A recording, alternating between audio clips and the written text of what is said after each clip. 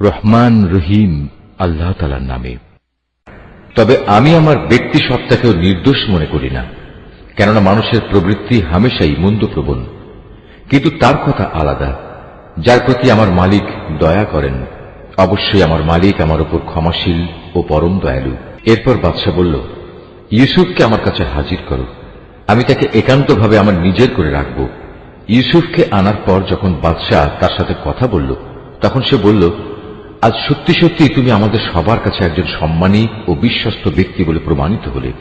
সে বাদশাকে বলল, যদি তুমি আমাকে বিশ্বস্তই মনে করো, তাহলে রাজ্যের এই বিশৃঙ্খল খাদ্য ভাণ্ডারের উপর আমাকে নিযুক্ত করো। আমি অবশ্যই একজন বিশ্বস্ত রক্ষক ও অর্থ পরিচালনায় অভিজ্ঞ বটে। তাকে দেশের ভাণ্ডারের দায়িত্বশীল নিযুক্ত করার পর আল্লাহ তাআলা বললেন, এবং এভাবেই আমি ইউসুফকে মিশরের ভূখণ্ডে ক্ষমতা দান করলাম। সে দেশের যথা ইচ্ছে বসবাস করতে পারবে, আর আমি যাকে চাই তার কাছে আমার রহমত পৌঁছে দিই। আমি কখনো নেককার লোকদের পাওনা বিনষ্ট করি না। যারা আল্লাহর উপর ঈমান আনে এবং তাকে ভয় করে, তাদের জন্য তো আখিরাতের পাওনা রয়েছে, যা অনেক উত্তম। ইউসুফের ভাইয়েরা পরিবারের রসদ কেনার জন্য মিশরে এলো এবং একদিন তার সামনেও হাজির হল। সে তাদের দেখে চিনতে পারল, কিন্তু তারা তাকে চিনতে পারল না। যখন সে তাদের রসদের যাবতীয় ব্যবস্থা সম্পন্ন করে দিল, তখন সে তাদের বলল, এরপর যদি আবার আসো, তাহলে তোমরা তোমাদের পিতার কাছ থেকে তোমাদের বৈমাত্র ভাইটিকে নিয়ে আমার কাছে আসবে। তোমরা কি দেখতে পাও না, আমি মাথা হিসাব করে পূর্ণ মাত্রা মেপে মেপে রসদ দিই। তাছাড়া আমি তো একজন উত্তম অতিথি পরায়ণ ব্যক্তিও বটে। তবে যদি তোমরা আগামীবার তাকে নিয়ে আমার কাছে না আসো, তাহলে আমার কাছে তোমাদের জন্য আর কোনো রসদ থাকবে না। সে অবস্থায় তোমরা আমার কাছেও ঘেঁষো না। তারা বলল, এ বিষয়ে আমরা তার পিতাকে অনুরোধ করে সম্মত করব। আমরা অবশ্যই এ চেষ্টা করব। সে তার রসদ কর্মচারীদের বলল, এ লোকদের মূলধন তাদের মালপত্রের ভেতর রেখে দাও, যাতে করে ওরা তাদের আপনজনদের কাছে ফিরে গেলে এটা জানতে পারে।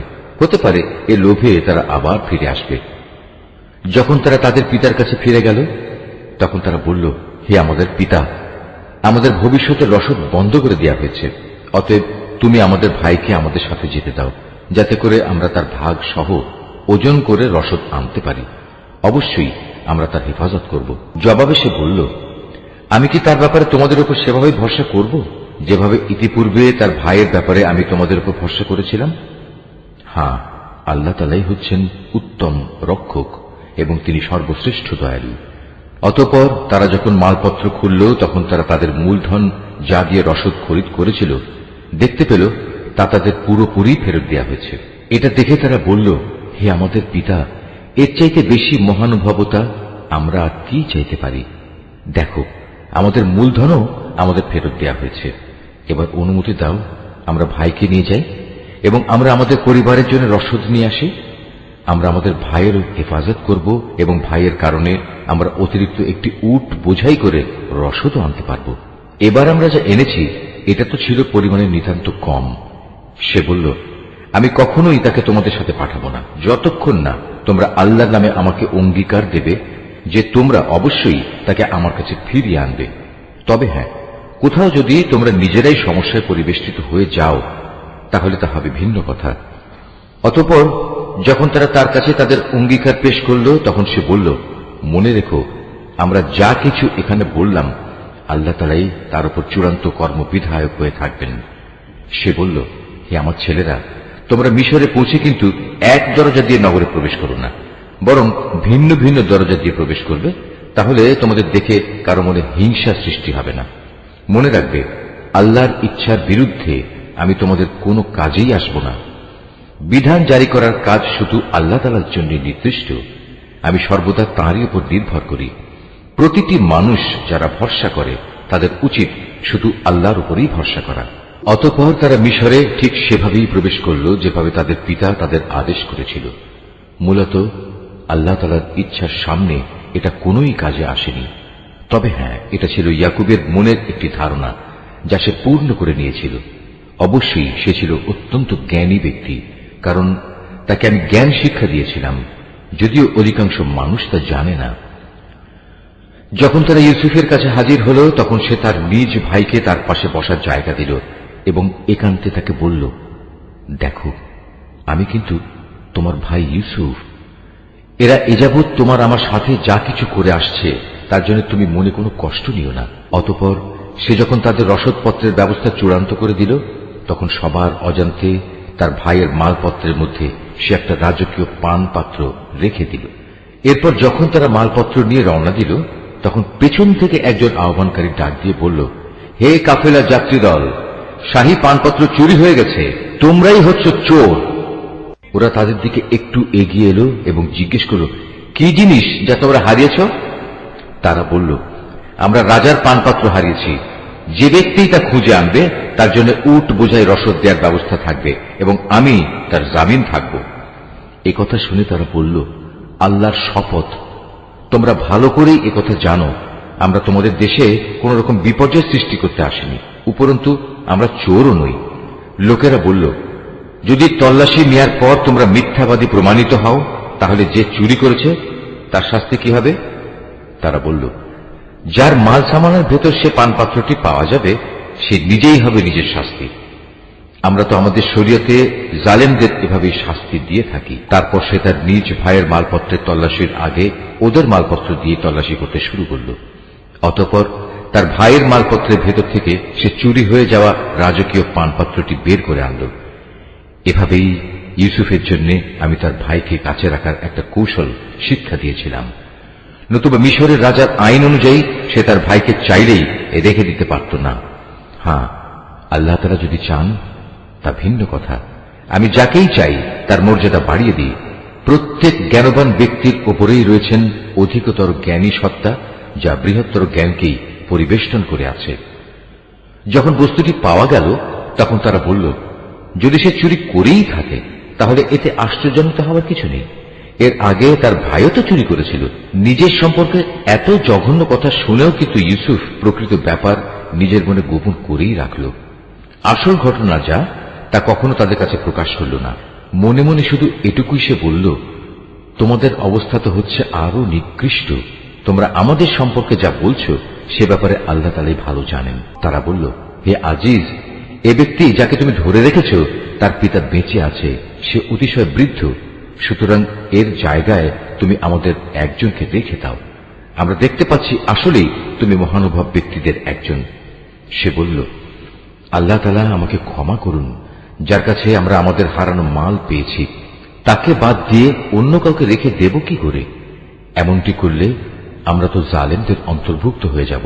অতঃপর তারা যখন তার কাছ থেকে সম্পূর্ণ নিরাশ হয়ে পড়ল, তখন তারা একাকী বসে নিজেদের মধ্যে সলা পরামর্শ করতে লাগল। তাদের মধ্যে যে বয়সে বড় ছিল সে বলল, আচ্ছা, তোমরা কি এটা জানো না তোমাদের বৃদ্ধ পিতা তোমাদের কাছ থেকে আল্লাহর নামে অঙ্গীকার নিয়েছিলেন? তাছাড়া এর আগে ইউসুফের ব্যাপারেও তোমরা কত বড় অন্যায় করেছিলে। আমি তো কোনো অবস্থায় এ দেশ থেকে নড়ব না যতক্ষণ না আমার পিতা আমাকে তেমন কিছু করতে অনুমতি দেন, কিংবা আল্লাহ তাআলা আমার জন্য সুন্দর কোনো একটা ব্যবস্থা করে না দেন। মূলত আল্লাহ তাআলাই হচ্ছেন সর্বোত্তম ফয়সালাকারী। বয়সে বড়টিও তাদের বলল, তোমরা বরং তোমাদের পিতার কাছে ফিরে যাও এবং তাকে বলো, হে আমাদের পিতা, তোমার ছেলে বাদশার পানপাত্র চুরি করেছে। আমরা তো সেটুকুই বর্ণনা করি যা আমরা জানতে পেরেছি। আমরা তো গায়েবের খবর সংরক্ষণ করতে পারি না। তোমার বিশ্বাস না হলে যে জনপদে আমরা অবস্থান করেছি তাদের কাছে জিজ্ঞেস করো, এবং সে কাফেলাকেও জিজ্ঞেস করো যাদের সাথে আমরা একত্রে এসেছি। আমরা আসলেই সত্য কথা বলছি। দেশে ফিরে পিতাকে তারা এভাবেই বলল। কথাগুলো শুনে সে বলল, আসলে তোমাদের মন তোমাদের সুবিধার জন্য একটা কথা বানিয়ে নিয়েছে এবং তাই তোমরা আমাকে বলছো। অতঃপর সবরই হচ্ছে উত্তম পন্থা। আল্লাহ তাআলার অনুগ্রহ থেকে এটা খুব দূরে নয়। তিনি হয়তো ওদের সবাইকে একত্রেই একদিন আমার কাছে এনে হাজির করবেন। অবশ্যই আল্লাহ তাআলা সর্বজ্ঞ ও প্রজ্ঞাময় কুশলী। সে ওদের কাছ থেকে মুখ ফিরিয়ে নিল এবং নিজে নিজে বলল, হাই ইউসুফ, তুমি এখন কোথায়? শোকের কারণে কাঁদতে কাঁদতে তার চোখ সাদা হয়ে গেছে। সে নিজেও ছিল মনোকষ্টে দারুণভাবে ক্লিষ্ট। পিতার এই অবস্থা দেখে তারা বলল, আল্লাহর কসম, তুমি তো দেখছি শুধু ইউসুফের কথা মনে করে যাবে, যতক্ষণ পর্যন্ত না তার চিন্তায় তুমি মুমূর্ষ হয়ে যাবে, কিংবা তার চিন্তায় তুমি সম্পূর্ণ ধ্বংস হয়ে যাবে। সে আরো বলল, আমি তো আমার অসহনীয় যন্ত্রণা আমার দুশ্চিন্তাজনিত অভিযোগ আল্লাহ তাআলার কাছে নিবেদন করি, এবং আমি নিজে আল্লাহর কাছ থেকে তার কথাবার্তা যতটুকু জানি তোমরা তা জানো না। হে আমার ছেলেরা, তোমরা মিশরে যাও এবং ইউসুফ ও তার ভাইকে আরেকবার তালাশ করো। তালাশ করার সময় তোমরা আল্লাহ তাআলার রহমত থেকে মোটেই নিরাশ হইও না। আল্লাহ তাআলার রহমত থেকে তো শুধু কাফেররাই নিরাশ হতে পারে। তারা যখন পুনরায় তার কাছে হাজির হল, তখন তারা বলল, হে আজিজ, আমাদের পরিবার পরিজন দুর্ভিক্ষের কারণে বিপন্ন হয়ে পড়েছে। এবার আমরা সামান্য কিছু পুঁজি এনেছি, এটা গ্রহণ করে আমাদের পূর্ণ মাত্রায় রসদ দান করার ব্যবস্থা করুন। মূল্য হিসেবে নয়, বরং এটা আমাদের বিপন্ন মনে করে দান করুন। যারা দান খয়রাত করে আল্লাহ তাআলা তাদের পুরস্কৃত করেন। ভাইদের এ আকুতি শুনে সে বলল, তোমরা কি জানো তোমরা ইউসুফ ও তার ভাইয়ের সাথে কি আচরণ করেছিলে? কত মূর্খ ছিলে তোমরা তখন। তারা বলে উঠল, তুমি কি ইউসুফ? সে বলল, হ্যাঁ, আমি ইউসুফ, আর এ হচ্ছে আমার ভাই। আল্লাহ তাআলা আমাদের উপর অনেক মেহেরবানি করেছেন।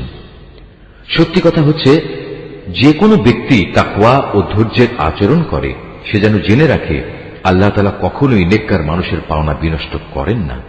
ওরা বলল, আল্লাহর কসম, আজ আল্লাহ তাআলা নিশ্চয়ই তোমাকে আমাদের উপর প্রাধান্য দিয়েছেন। আমরা আসলেই অপরাধী। ভাইদের কথা শুনে সে বলল, আজ তোমাদের বিরুদ্ধে আমার কোনো অভিযোগ নেই। আল্লাহ তাআলা তোমাদের ক্ষমা করে দিন, কেননা তিনি সব দয়ালুদের মধ্যে শ্রেষ্ঠ দয়ালু। এখন তোমরা বরং আমার গায়ের এই জামাটি নিয়ে যাও এবং একে আমার পিতার মুখমণ্ডলের উপর রেখো, দেখবে তিনি তার দৃষ্টিশক্তি ফিরে পাবেন। অতঃপর তোমরা তোমাদের সমস্ত পরিবার পরিজনদের দিয়ে আমার কাছে চলে এসো। এদিকে এই কাফেরা যখন মিশর থেকে বেরিয়ে পড়ল, তখন তাদের পিতা আপনজনদের উদ্দেশ্য করে বলতে লাগল, তোমরা যদি সত্যিই আমাকে অপ্রকৃতিস্থ মনে না করো, তাহলে আমি তোমাদের বলবো, আমি যেন চারিদিকে ইউসুফের গন্ধ পাচ্ছি। ওখানে যারা হাজির ছিল তারা বলল, আল্লাহর কসম, তুমি তো এখনো তোমার সে পুরনো বিভ্রান্তিতে পড়ে রয়েছ। অতঃপর সত্যিই যখন ইউসুফের জীবিত থাকার খবর নিয়ে সুসংবাদ বাহক তার কাছে উপস্থিত হল এবং ইউসুফের কথানুযায়ী তার জামাটি তার মুখমণ্ডলে রাখল, তখন সাথে সাথেই সে দেখার শক্তি ফিরে পেল। উৎফুল্ল হয়ে এবার সে বলল, আমি কি তোমাদের কথা বলিনি? আমি আল্লাহর কাছ থেকে এমন কিছু জানি যা তোমরা জানো না। তারা বলল, হে আমাদের পিতা, আমরা অপরাধ করেছি, তুমি আল্লাহর কাছে আমাদের গুনাহ ক্ষমা প্রার্থনা করো, সত্যি আমরা বড় গুনাহগার। সে বলল, অচিরেই আমি তোমাদের গুনাহের মার্জনার জন্য আমার মালিকের কাছে দোয়া করব, অবশ্যই তিনি ক্ষমাশীল ও পরম দয়ালু। অতঃপর যখন তারা সবাই ইউসুফের কাছে মিশরে চলে এলো, তখন সে তার পিতামাতাকে সম্মানের সাথে নিজের পাশে স্থান দিল এবং তাদের স্বাগত জানিয়ে সে বলল, তোমরা সবাই এবার আল্লাহর ইচ্ছায় নিরাপদে মিশরে প্রবেশ করো। সেখানে যাওয়ার পর সে তার পিতামাতাকে সম্মানের উচ্চ আসনে বসালো এবং ওরা সবাই দরবারের নিয়ম অনুযায়ী তার প্রতি সম্মানের সাজদা করল। এ সময় ইউসুফের তার অতীত স্বপ্নের কথা মনে হয়ে গেল। সে বলল, হে আমার পিতা, এ হচ্ছে আমার ইতিপূর্বেকার সে স্বপ্নের ব্যাখ্যা। আজ আমার মালিক যা সত্যে পরিণত করেছেন। তিনি আমাকে জেল থেকে বের করে আমার উপর অনুগ্রহ করেছেন। তিনি তোমাদের মরুভূমির আরেক প্রান্ত থেকে রাজ দরবারে এনে তোমাদের উপর মেহেরবানি করেছেন। এমনকি শয়তান আমার এবং আমার ভাইদের মধ্যেকার সম্পর্ক খারাপ করার গভীর চক্রান্ত করার পরেও তিনি দয়া করেছেন। অবশ্যই আমার মালিক যা ইচ্ছা করেন তা অত্যন্ত নিপুণতার সাথে আঞ্জাম দেন। নিশ্চয়ই তিনি সর্বজ্ঞ ও প্রবল প্রজ্ঞাময়। হে আমার মালিক, তুমি আমাকে যেমনি রাষ্ট্র ক্ষমতা দান করেছ, তেমনি স্বপ্নের ব্যাখ্যা সহ দুনিয়ার আরো বহু বিষয় আশয় শিক্ষা দিয়েছ। হে আসমান সমূহ ও জমিনের স্রষ্টা, তুমি আমার একমাত্র অভিভাবক, দুনিয়াতেও এবং আখিরাতেও। একজন অনুগত বান্দা হিসেবে তুমি আমার মৃত্যু দিও এবং পরকালে আমাকে নেককার মানুষদের দলে শামিল করো। হে নবী, এই যে ইউসুফের কাহিনী যা আমি তোমাকে শোনালাম, তা হচ্ছে তোমার অদেখা ঘটনাসমূহের একটি। এটা আমি তোমাকে ওহির মাধ্যমেই জানিয়েছি। নতুবা তারা যখন ইউসুফের বিরুদ্ধে তাদের পরিকল্পনা চূড়ান্ত করছিল এবং তারা যখন তার বিরুদ্ধে যাবতীয় ষড়যন্ত্র চালিয়ে যাচ্ছিল, তখন তুমি তো সেখানে হাজির ছিলে না। এ সত্ত্বেও অধিকাংশ মানুষের অবস্থা হচ্ছে, যত দলিল প্রমাণই দেয়া হোক না কেন, তারা কখনো ঈমান আনার মতো নয়। অথচ তুমি তো তাদের কাছ থেকে এই দাওয়াত ও তাবলীগের জন্য কোনো পারিশ্রমিক দাবি করছো না। তাছাড়া এ কোরআন দুনিয়া জাহানের অধিবাসীদের জন্য একটি নসিহত বই তো নয়। এ আকাশমণ্ডলী ও জমিনে আল্লাহর কুদরতের কত বিপুল পরিমাণ নিদর্শন রয়েছে, যার উপর দিয়ে মানুষ প্রতিনিয়ত অতিবাহন করে, কিন্তু তারা তার প্রতি ক্ষমাহীন উদাসীন থাকে। তাদের অধিকাংশ মানুষই আল্লাহ তাআলার উপর ঈমান আনে না, তারা আল্লাহ তাআলার সাথে শিরক করতেই থাকে। তবে তারা কি এ বিষয়ে নির্ভর হয়ে গেছে যে হঠাৎ করে একদিন তাদের উপর আল্লাহ তাআলার সর্বগ্রাসী আযাবের শাস্তি কিংবা আকস্মিক কিয়ামত আপতিত হবে? অথচ তারা তা জানতেও পারবে না। হে নবী, এদের তুমি বলে দাও, এ হচ্ছে আমার পথ, আমি মানুষদের আল্লাহর দিকে আহ্বান করি। আমি ও আমার অনুসারীরা পূর্ণাঙ্গ সচেতনতার সাথেই এই পথে আহ্বান জানাই। আল্লাহ তাআলা মহান, পবিত্র, এবং আমি কখনো মুশরিকদের অন্তর্ভুক্ত নই। তোমার আগে বিভিন্ন জনপদে যত নবী আমি পাঠিয়েছিলাম তারা সবাই তোমার মতো মানুষই ছিল। আমি তাদের উপর ওহী নাজিল করতাম। এরা কি আমার জমিন পরিভ্রমণ করেনি? করলে অবশ্যই তারা দেখতে পেত এদের পূর্বেকার লোকদের কি ভয়াবহ পরিণাম হয়েছিল। সত্য কথা হচ্ছে, আখিরাতের ঠিকানা তাদের জন্যই কল্যাণময়, যারা নবীদের পথে চলে তাকওয়া অবলম্বন করেছে। পূর্ববর্তী মানুষদের পরিণাম দেখেও কি তোমরা কিছু অনুধাবন করবে না? আগেও মানুষ নবীদের মিথ্যা সাব্যস্ত করত, এমনকি নবীরা কখনো কখনো নিরাশ হয়ে যেত। তারা মনে করত তারা বুঝি সাহায্যের প্রতিশ্রুতিতে মিথ্যাবাদী সাব্যস্ত হয়ে যাবে। তখন হঠাৎ করেই তাদের কাছে আমার সাহায্য এসে হাজির হল। তখন আমি যাকে চাইলাম তাকে শুধু আযাব থেকে নাজাত দিলাম, আর নাফরমান জাতির উপর থেকে আমার আযাব কেউই রোধ করতে পারে না। অবশ্যই অতীতের জাতিসমূহের কাহিনীতে জ্ঞানবান মানুষদের জন্য অনেক শিক্ষা রয়েছে। কোরআনের এসব কথা কোনো মন গড়া গল্প নয়, বরং এ হচ্ছে তারই স্পষ্ট সমর্থন যে আসমানি কিতাব তাদের কাছে আগে থেকেই মজুদ রয়েছে, বরং তাতে রয়েছে প্রতিটি বিষয়ের বিস্তারিত ও সঠিক ব্যাখ্যা। সর্বোপরি এতে রয়েছে ঈমানদার মানুষদের জন্য হিদায়াত ও রহমত। সূরা আর-রাদ, রহমান রহিম, আল্লাহ তাআলার নামে।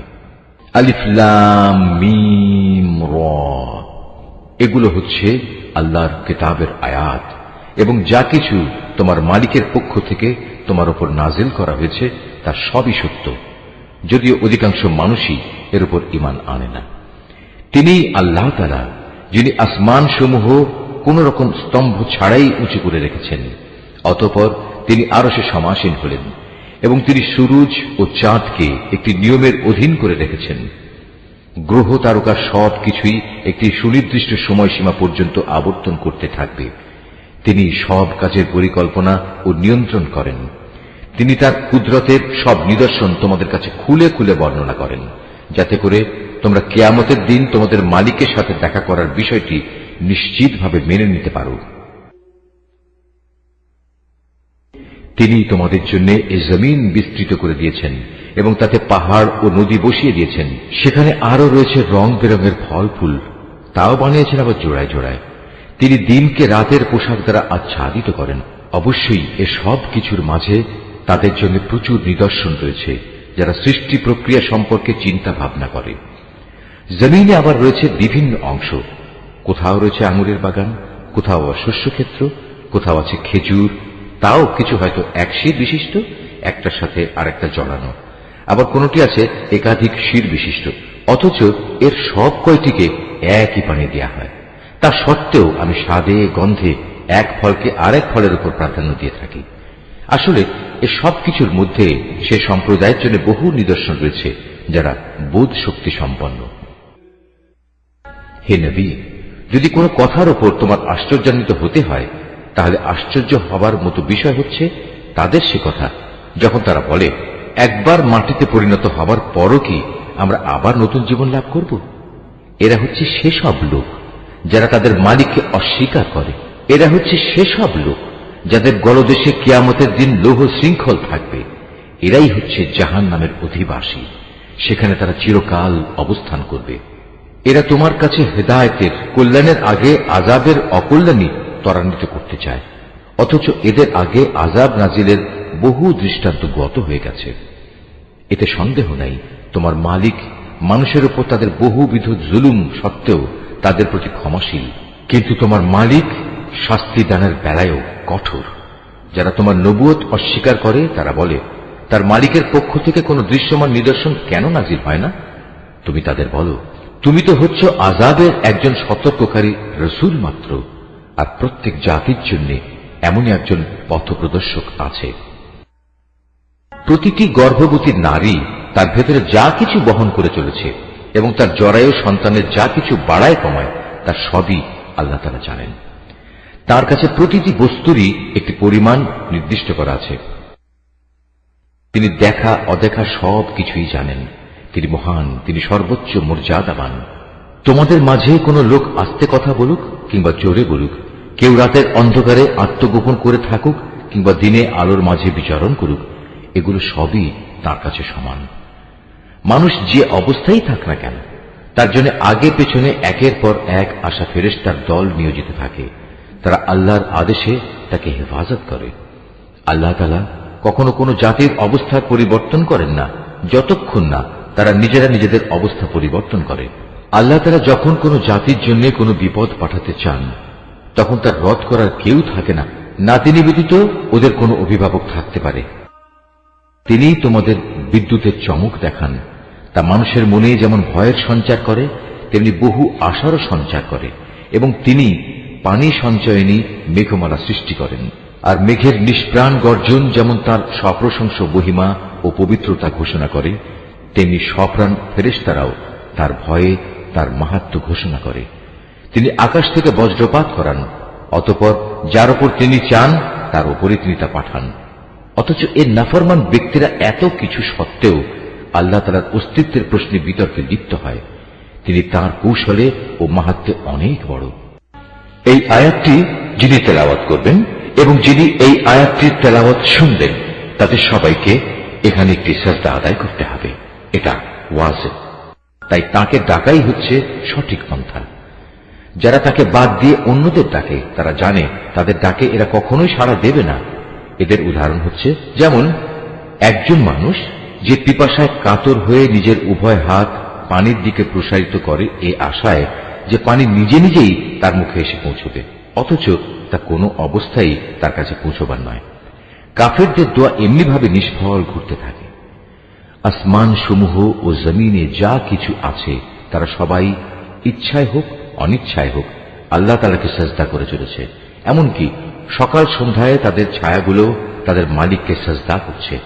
হে নবী, এদের তুমি জিজ্ঞেস করো, আসমান সমূহ ও জমিনের মালিক কে? তুমি তাদের বলো, একমাত্র আল্লাহ। আরো বলো, তোমরা কেন আল্লাহকে বাদ দিয়ে অপরকে নিজেদের অভিভাবক রূপে গ্রহণ করছো, যারা নিজেদের কোনো লাভ লোকসান করতেও সক্ষম নয়? তুমি এদের জিজ্ঞেস করো, কখনো অন্ধ ও চক্ষুষ্মান ব্যক্তি কি সমান হয়? কিংবা অন্ধকার ও আলো কি কখনো এক হয়? অথবা এরা আল্লাহর সাথে এমন কিছুকে শরীক করে নিয়েছে যে তারা আল্লাহ সৃষ্টির মতো কিছু বানিয়ে দিয়েছে, যার কারণে সৃষ্টির ব্যাপারটি তাদের কাছে সন্দেহের বিষয়ে পরিণত হয়ে গেছে। তুমি তাদের বলো, যাবতীয় সৃষ্টির স্রষ্টা একমাত্র আল্লাহ, তিনি একক ও মহাপরাক্রমশালী। আল্লাহ তাআলা আসমান থেকে পানি বর্ষণ করলেন, অতঃপর নদী নালা ও তার উপত্যকা সমূহ তাদের নিজ নিজ পরিমাণ অনুযায়ী প্লাবিত হল। অতঃপর এ প্লাবন আবর্জনার ফেনা বহন করে উপরে নিয়ে এলো। আবার যারা অলংকার যন্ত্রপাতি বানানোর জন্য ধাতুকে আগুনে উত্তপ্ত করে, তখনও কিন্তু তাতে এক ধরনের আবর্জনা ফেনা হয়ে উপরে উঠে আসে। এভাবেই আল্লাহ তাআলা হক ও বাতিলের উদাহরণ দিয়ে থাকেন। অতঃপর আবর্জনার ফেনা এমনি বিফলে চলে যায় এবং পানি যা মানুষের প্রচুর উপকারে আসে তা জমিনেই থেকে যায়। আল্লাহ তাআলা মানুষদের জন্য এভাবেই সুন্দর দৃষ্টান্ত সমূহ পেশ করে থাকেন।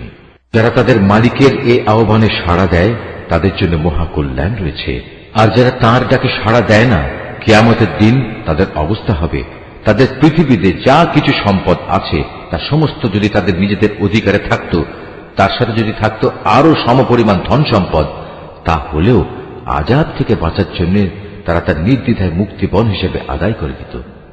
এরাই হবে সেসব হতভাগ্য মানুষ যাদের হিসাব হবে খুব কঠিন। জাহান্নামী হবে ওদের নিবাস, কত নিকৃষ্ট সে নিবাস।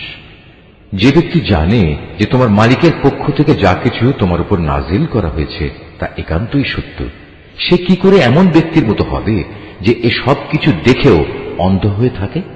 একমাত্র বোধ শক্তি সম্পন্ন ব্যক্তিরাই শুধু উপদেশ গ্রহণ করতে পারে। এরা সেসব লোক যারা আল্লাহর সাথে আনুগত্যের চুক্তি মেনে চলে এবং কখনো প্রতিশ্রুতি ভঙ্গ করে না, এবং আল্লাহ তাআলা যেসব মানবীয় সম্পর্ক অক্ষুণ্ণ রাখতে আদেশ করেছেন, যারা তা অক্ষুণ্ণ রেখে চলে, যারা নিজেদের মালিককে ভয় করে, আরো যারা ভয় করে কিয়ামতের কঠোর হিসাবকে, যারা তাদের মালিকের সন্তুষ্টি লাভের জন্য বিপদ মুসিবতে ধৈর্য ধারণ করে, যথারীতি নামাজ কায়েম করে, আমি তাদের যে রিজিক দিয়েছি তা থেকে তারা আমারই পথে খরচ করে, গোপনে কিংবা প্রকাশ্যে। যারা নিজেদের ভালো কাজ দ্বারা মন্দ কাজ দূরীভূত করে, তাদের জন্যই রয়েছে আখিরাতের শুভ পরিণয়। সেটা হচ্ছে এক চিরস্থায়ী জান্নাত। সেখানে তারা নিজেরা যেমনি প্রবেশ করবে, তেমনি তাদের পিতামাতা, তাদের স্বামী স্ত্রী ও সন্তান সন্ততিদের মধ্যে যারা নেক কাজ করেছে তারাও প্রবেশ করবে জান্নাতের প্রতিটি দরজা দিয়ে। তাদের অভ্যর্থনা জানানোর জন্য ফেরেশতারাও তাদের কাছে আসবে। তারা বলবে, আজ তোমাদের উপর শান্তি বর্ষিত হোক। দুনিয়ার জীবনে তোমরা যে পরিমাণ ধৈর্য ধারণ করেছ, এটা হচ্ছে তার বিনিময়। আখিরাতের ঘরটি কত উৎকৃষ্ট।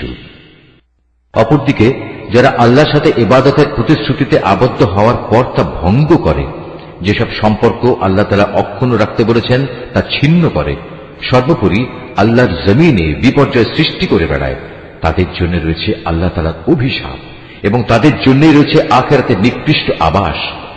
আল্লাহ তাআলা যার জীবনোপকরণে প্রশস্ততা দিতে চান তাই করেন, আবার যাকে তিনি চান তার রিজিক সংকীর্ণ করে দেন।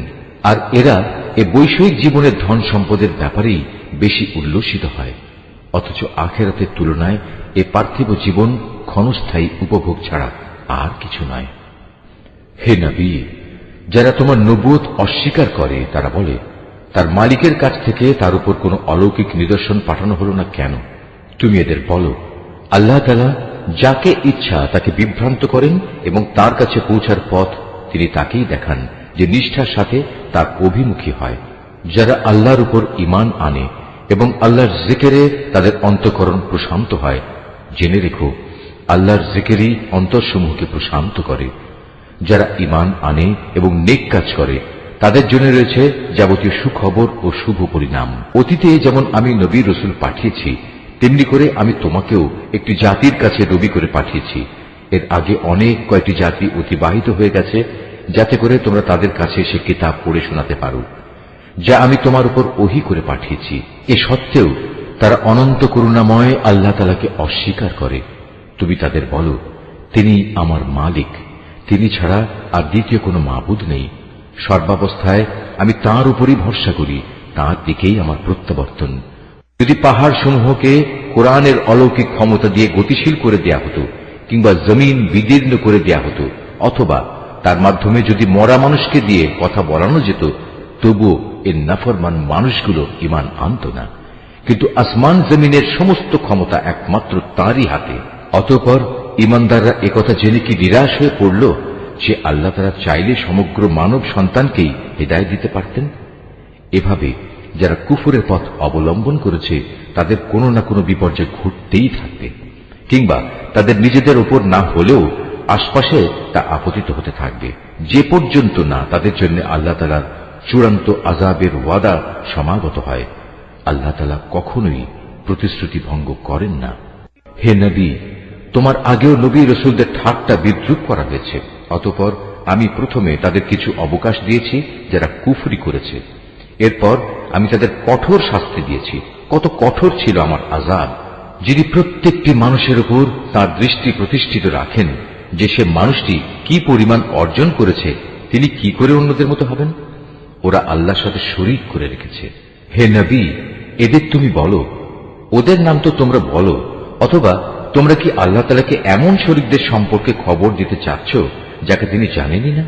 ওরা জমিনে কোথায় রয়েছে, অথবা এটা কি তাদের কোনো মুখের কথা মাত্র?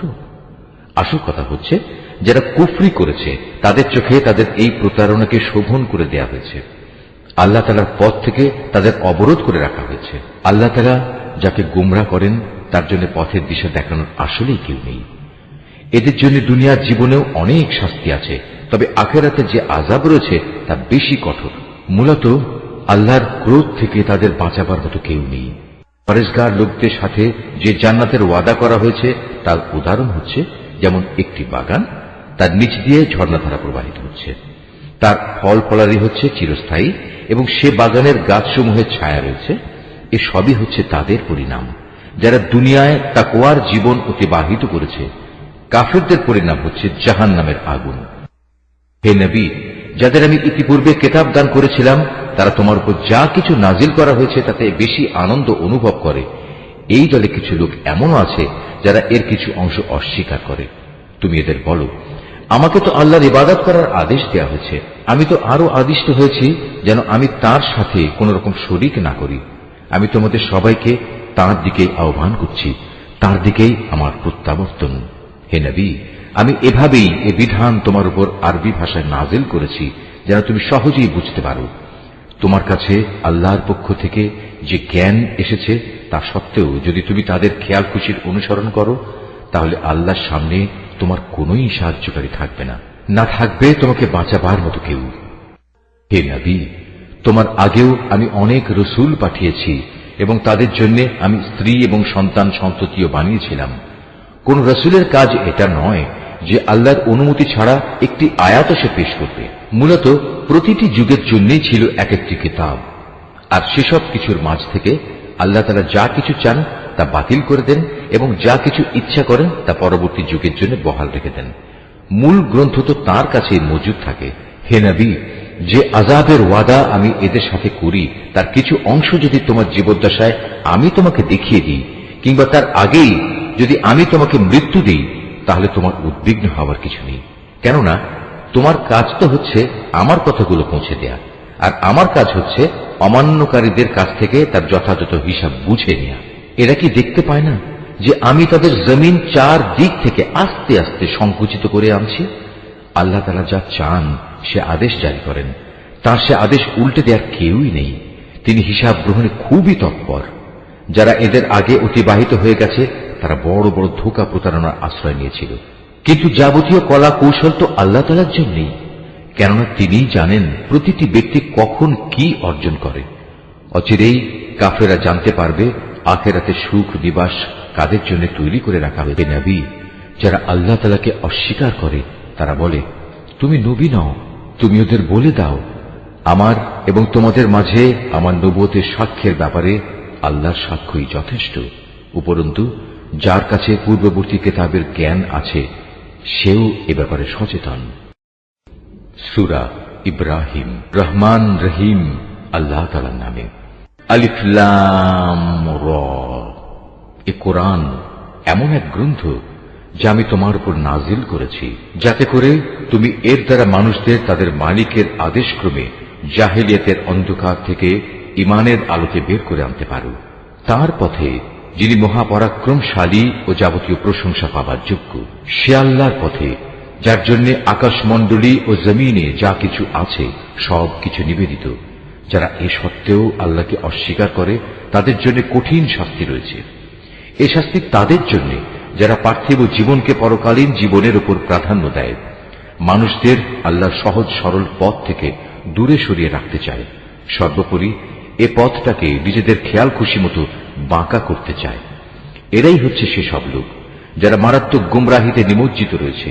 আমি কোন নবী এমন পাঠাইনি যে নবী তার জাতির মাতৃভাষায় আমার বাণী তাদের কাছে পৌঁছায়নি, যাতে করে সে তাদের কাছে আমার আয়াত পরিষ্কার করে বুঝিয়ে বলতে পারে। অতঃপর আল্লাহ তাআলা যাকে চান তাকে গোমরা করেন, আবার যাকে তিনি চান তাকে সঠিক পথে পরিচালিত করেন। তিনি মহাপরাক্রমশালী ও মহাকুশলী। আমি মূসাকে অবশ্যই আমার নিদর্শনসমূহ দিয়ে তার জাতির কাছে পাঠিয়েছি।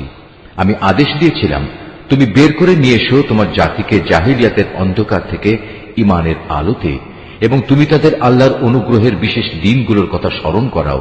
যারা একান্ত ধৈর্যশীল ও পরম কৃতজ্ঞতা পরায়ণ তাদের জন্য এ ঘটনার মাঝে অনেক নিদর্শন রয়েছে।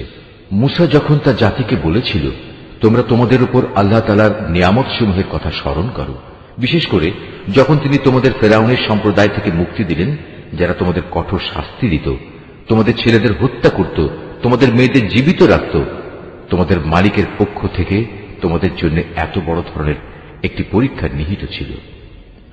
স্মরণ করো যখন তোমাদের মালিক ঘোষণা দিলেন, যদি তোমরা আমার অনুগ্রহের শকর আদায় করো তাহলে আমি অবশ্যই তোমাদের জন্য এই অনুগ্রহ আরো বাড়িয়ে দেব, আর যদি তোমরা একে অস্বীকার করো তাহলে জেনে রেখো আমার আযাব বড়ই কঠিন। মূসা তার জাতিকে আরো বলেছিল, তোমরা এবং পৃথিবীর অন্য সব মানুষ একত্রেও যদি আল্লাহর নিয়ামত অস্বীকার করো তাতে আল্লাহর কিছুই ক্ষতি হবে না, কেননা আল্লাহ তাআলা হচ্ছেন যাবতীয় অভাব অভিযোগ থেকে মুক্ত, প্রশংসার দাবিদার। তোমাদের কাছে কি তোমাদের আগেকার লোকদের সংবাদ এসে পৌঁছয়নি? নূহের, আদ, সামুদ সম্প্রদায়ের ও তাদের পরবর্তী জাতিসমূহ, যাদের বিবরণ আল্লাহ তাআলা ছাড়া আর কেউই জানে না। সবার কাছেই তাদের নবীরা আমার আয়াতসমূহ নিয়ে এসেছিল। অতঃপর তারা তাদের নিজেদের হাত তাদের মুখে রেখে কথা বলতে তাদের বাধা দিত এবং বলত, যা কিছু পয়গাম নিয়ে তুমি আমাদের কাছে প্রেরিত হয়েছ তা আমরা স্পষ্টত অস্বীকার করি। তাছাড়া যে দিনের দিকে তুমি আমাদের ডাকছ সে বিষয়েও আমরা সন্দেহে নিমজ্জিত আছি। তাদের রসুলরা তাদের বলল, তোমাদের কি আল্লাহ তাআলা সম্পর্কে কোনো সন্দেহ রয়েছে, যিনি আসমান সমূহ ও জমিনের সৃষ্টিকর্তা? তিনি তোমাদের তার নিজের দিকে ডাকছেন যেন তিনি তোমাদের গুনাহসমূহ মাফ করে দিতে পারেন এবং একটি নির্দিষ্ট সময় পর্যন্ত তোমাদের অবকাশ দিয়ে সংশোধনের সুযোগ দিতে পারেন। এ কথার পর তারা বলল, তোমরা তো হচ্ছে আমাদের মতোই কতিপয় মানুষ। আমাদের বাপ দাদারা যাদের ইবাদত করত তোমরা কি তা থেকে আমাদের বিরত রাখতে চাও? তাহলে তোমাদের দাবির পক্ষে আমাদের কাছে কোনো সুস্পষ্ট দলিল প্রমাণ নিয়ে এসো। নবীরা তাদের বলল, এটা ঠিক, আমরা তোমাদের মতো কতিপয় মানুষ ছাড়ার অন্য কিছু নই, কিন্তু আল্লাহ তাআলা তাঁর বান্দাদের মধ্যে থেকে যাকে চান নবুয়তের দায়িত্ব দিয়ে তার উপর তিনি অনুগ্রহ করেন, আর আল্লাহ তাআলার অনুমতি ব্যতি রেখে দলিল উপস্থাপনের কোনো ক্ষমতাই আমাদের নেই। আর ঈমানদারদের তো এসব ব্যাপারে আল্লাহর ফয়সালার উপরে নির্ভর করা উচিত। তাছাড়া আমরা আল্লাহ তাআলার উপর নির্ভর করবই বা না কেন? তিনি আমাদের জাহেলিয়াতের অন্ধকার থেকে আলোর পথসমূহে হেদায়েত দান করেছেন। এই আলোর পথে তোমরা আমাদের যে কষ্ট দিচ্ছ তাতে অবশ্যই আমরা ধৈর্য ধারণ করব।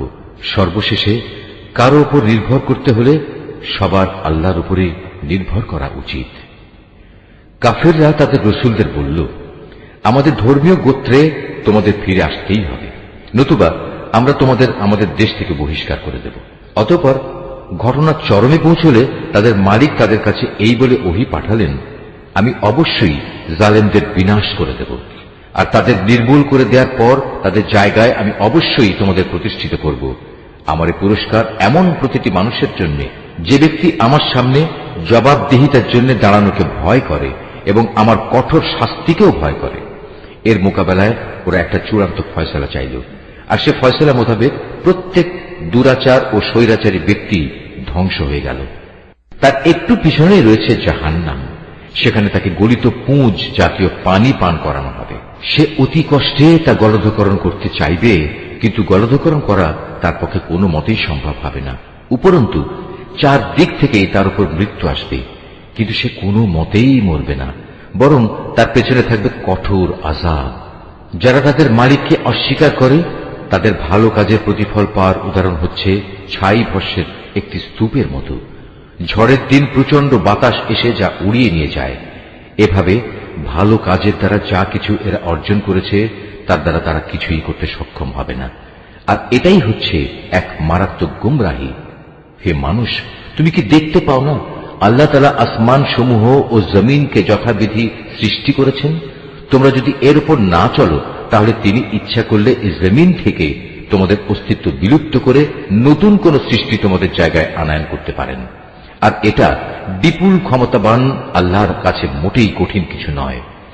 মহাবিচারের দিন তারা সবাই আল্লাহর সামনে উপস্থিত হবে। যারা দুনিয়ায় দুর্বল ছিল তারা তাদের উদ্দেশ্য করে যারা অহংকার করত বলবে, দুনিয়ায় আমরা তো তোমাদের অনুসারেই ছিলাম, আজ কি তোমরা আল্লাহর আযাব থেকে সামান্য কিছু হলেও আমাদের জন্য কম করতে পারবে? তারা বলবে, আল্লাহ তাআলা যদি আমাদের আজ নাজাতের কোনো পথ দেখিয়ে দিতেন তাহলে আমরা তোমাদেরও তা দেখিয়ে দিতাম। মূলত আজ আমরা ধৈর্য ধরি কিংবা ধৈর্যহারা হই, উভয়টাই আমাদের জন্য সমান কথা। আল্লাহর আযাব থেকে আজ আমাদের কোনোই নিষ্কৃতি নেই। যখন বিচার ফয়সালা হয়ে যাবে তখন শয়তান জাহান্নামীদের বলবে, আল্লাহ তাআলা তোমাদের সাথে যে ওয়াদা করেছেন তা ছিল সত্য ওয়াদা, আমিও তোমাদের সাথে একটি ওয়াদা করেছিলাম, কিন্তু আমি তোমাদের সাথে ওয়াদার বরখেলাপ করেছি। আসলে তোমাদের উপর আমার তো কোনো আধিপত্য ছিল না। আমি তো শুধু এটুকুই করেছি, তোমাদের আমার দিকে ডেকেছি, অতঃপর আমার ডাকে তোমরা সাড়া দিয়েছ। তাই আজ আমার প্রতি তোমরা কোন রকম দোষারোপ করো না, বরং তোমরা তোমাদের নিজেদের উপরই দোষারোপ করো। আজ আমি যেমন তোমাদের উদ্ধারে কোন রকম সাহায্য করতে পারবো না, তেমনি তোমরাও আমার উদ্ধারে কোনো সাহায্য করতে পারবে না। তোমরা যে আগে আমাকে আল্লাহর শরীক বানিয়েছ, আমি তাও আজ অস্বীকার করছি। এমন সময় আল্লাহর ঘোষণা আসবে, অবশ্যই জালেমদের জন্য রয়েছে কঠিন আযাব। অপরদিকে যারা আল্লাহ তাআলার উপর ঈমান আনে এবং সে অনুযায়ী নেক কাজ করে, তাদের এমন এক জান্নাতে প্রবেশ করানো হবে যার পাদদেশে প্রবাহিত হবে রং বেরঙের ঝর্ণাধারা। সেখানে তারা তাদের মালিকের অনুমতিক্রমে অনন্তকাল অবস্থান করবে। সেখানে চারিদিক থেকে সালাম সালাম বলে তাদের অভিবাদন হবে। তুমি কি লক্ষ্য করনি আল্লাহ তাআলা কালেমায়ে তাইয়্যিবার কি সুন্দর উপমা পেশ করেছেন? এই কালেমা যেন একটি উৎকৃষ্ট জাতের গাছ, যার মূল জমিনে সুদৃঢ়, যার শাখা প্রশাখা আসমানে বিস্তৃত। সেটি প্রতি মৌসুমে তার মালিকের আদেশে ফল দান করে। আল্লাহ তাআলা মানুষদের জন্য এভাবেই উপমা পেশ করেন, যাতে করে তারা এসব উপমা থেকে শিক্ষা গ্রহণ করতে পারে।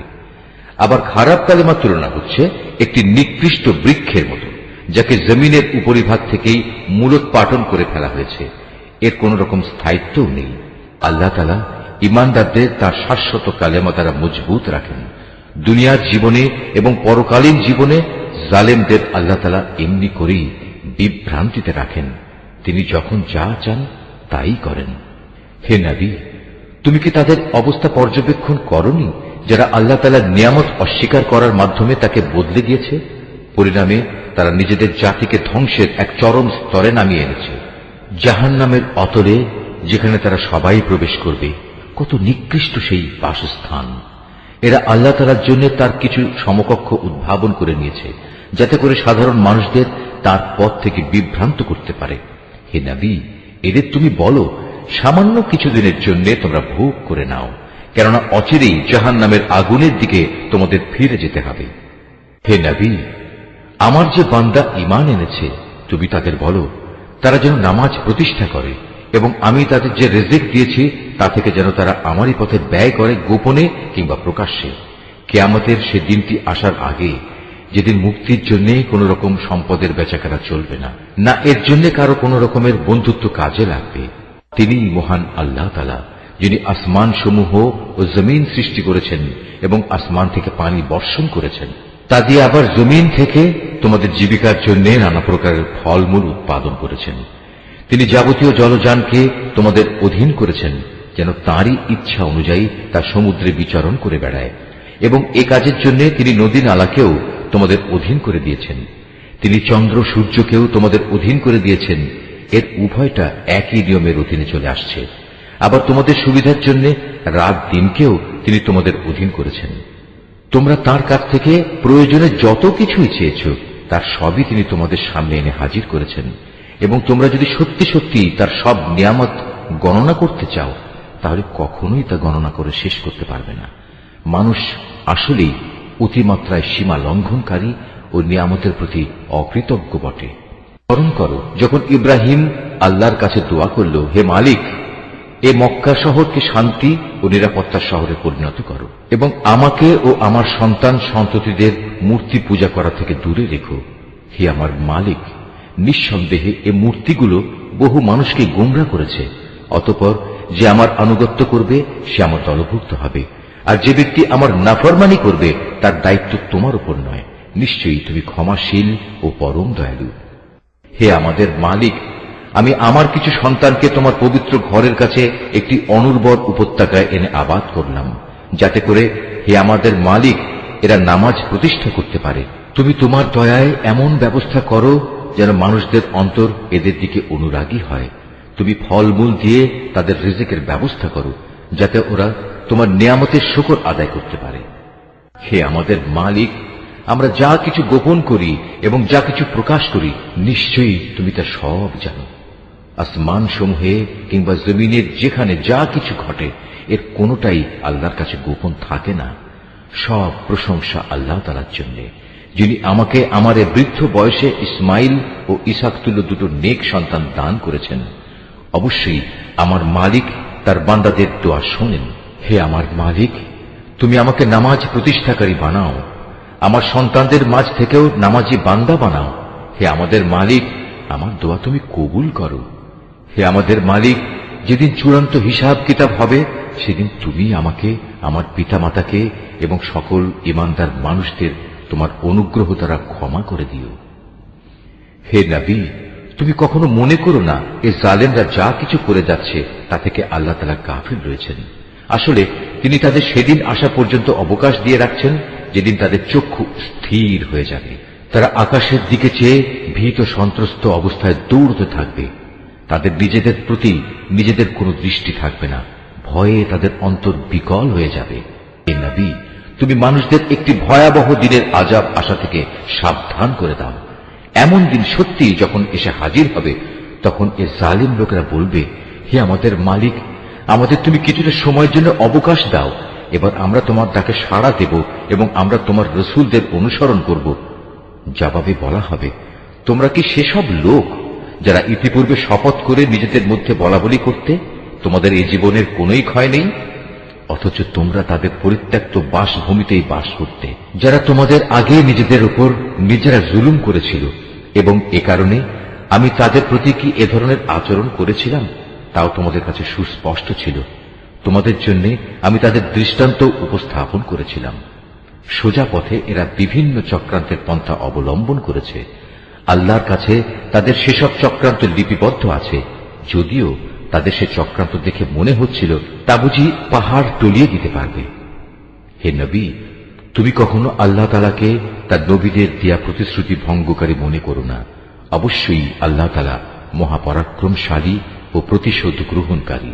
প্রতিশোধ হবে সেদিন যেদিন এ পৃথিবী ভিন্ন আরেক পৃথিবী দ্বারা পরিবর্তিত হয়ে যাবে। একইভাবে আসমানসমূহ ভিন্ন আসমানসমূহ দ্বারা বদলে যাবে এবং মানুষরা সব হিসাবের জন্য এক মহা ক্ষমতাধর মালিকের সামনে গিয়ে হাজির হবে।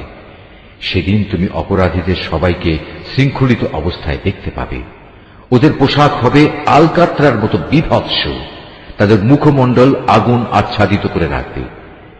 এটা এই কারণে আল্লাহ তাআলা প্রতিটি অপরাধী ব্যক্তিকেই তার কর্মের প্রতিফল দেবেন।